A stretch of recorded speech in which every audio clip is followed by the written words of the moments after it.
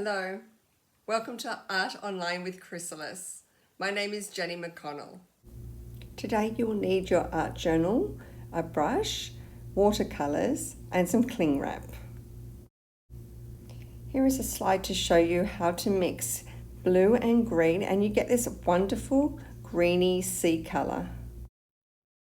Often I like to look at other people's artwork and copy their work. I find it sometimes easier and it helps me with my techniques.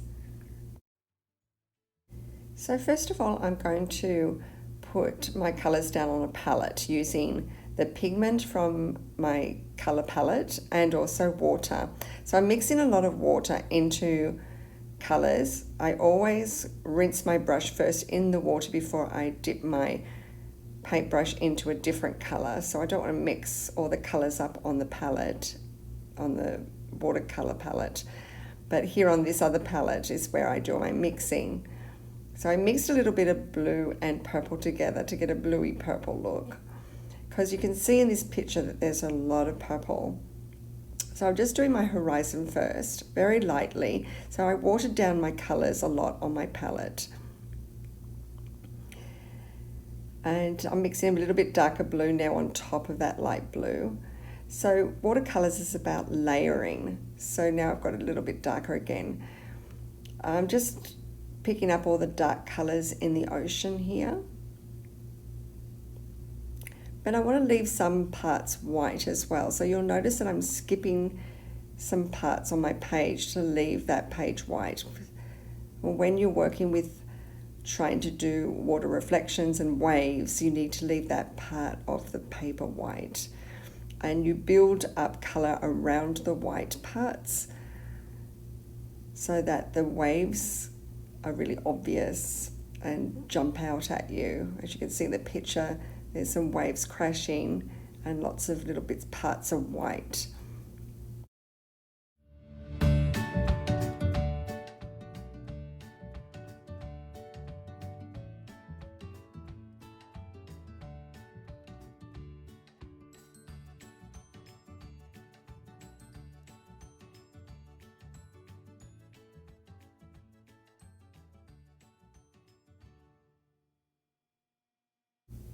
So you see that I've also mixed a little bit of black with the blue to get some of those really darker places up higher. And I use a paper towel also to dilute the colors on my page. So if I feel like I've made the colors too dark, I just use a paper towel and dab. This can also create some really interesting texture on my page with watercolor. So down the bottom here, I'm coming in with some yellow oxide and also some orange for where the sand is. I'm going to just use some paper towel to lift some of that color back off again because it was down a little bit too dark, but this also creates texture, so I like to do this quite a bit.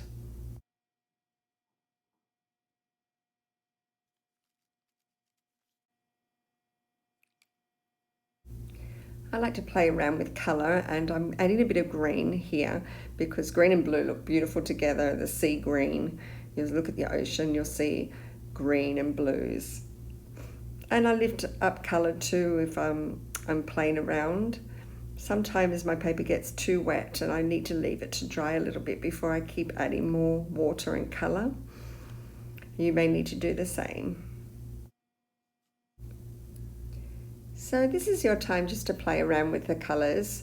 After your paper's dried a little bit, you may want to come back and add some more colour to make the ocean deeper, especially up the back there in some of those parts. Again, adding black to my blue is going to make my ocean look deeper and darker. If I feel like it's getting too dark, I lift it using paper towel.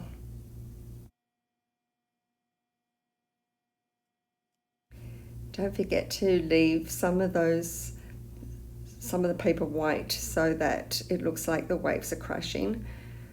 I want to keep building my colour up around those white strips or stripes that I've left for the waves.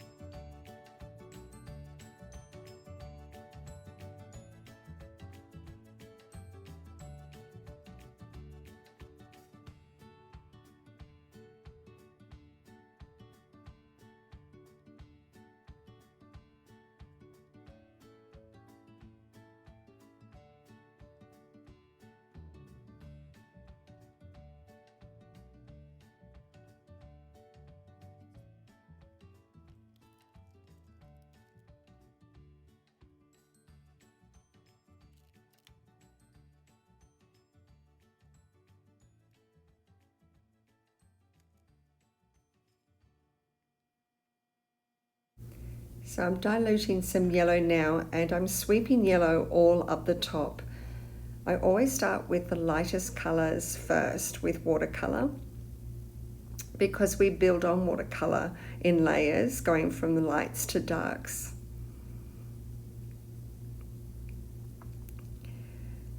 And so if I've done it too dark, I just add more water to my page to dilute the color. Or I might use a paper towel to lift as well. And you can see that beautiful texture there when I do some lifting, which will make that beautiful sky. Hopefully I can make the sky look similar to the artist's sky by lifting color.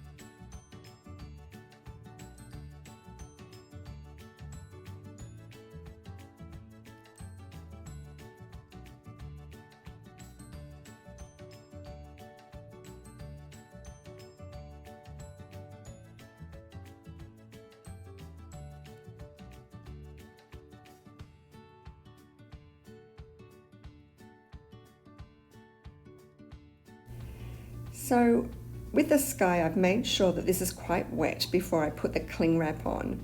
I'm using cling wrap and I'm bunching it up to create some interesting texture. So when this cling wrap, or when the painting is dry, then I can lift the cling wrap and it will produce a really interesting result. So my painting is quite different from the one that I was copying, which is fine. I was using somebody else's artwork as a reference, but I was using cling wrap as a different way of creating texture. And if you go to part 2 of my watercolor Seascape, you will notice that I will use a different technique for creating texture. I'll use sea salt. And here now, while it's dry, I'm going back again and adding even more color to really make that horizon darker, similar to the painting that I'm using as a reference. And I'm just coming in also and just making those waves even more pronounced.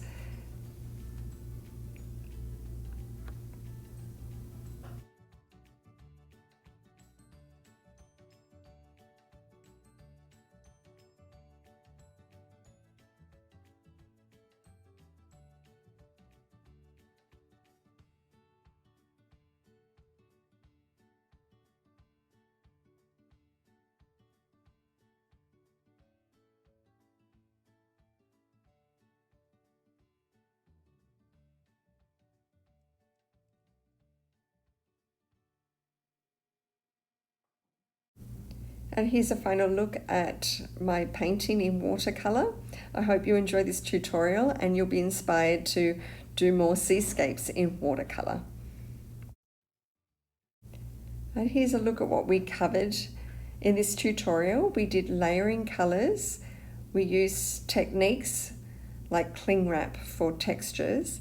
And we were looking at light and dark contrast using water and diluting using water. I hope you enjoyed this art tutorial and you'll come back and see us again soon. Bye for now.